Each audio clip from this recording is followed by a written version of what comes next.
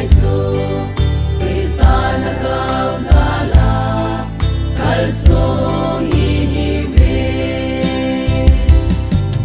ore si ar si mi no te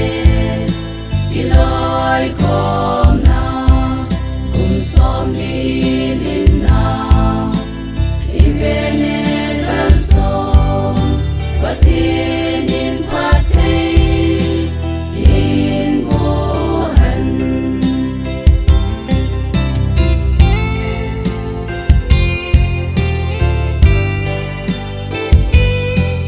ngay luôn na lâu pi ay chân nào hi sumil thay hoy hi lâu hasad na legan thay na lung don na len hi soni kwa zong ay hin sing sing pati tu le tun so gay zi lau pi na chang han ore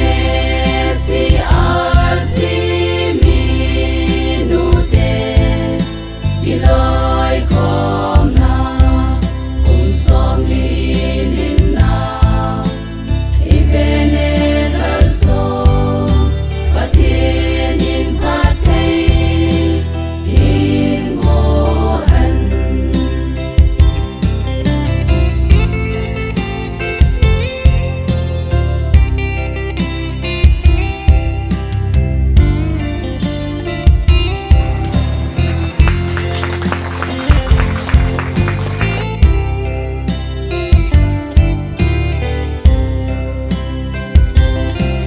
patin patay na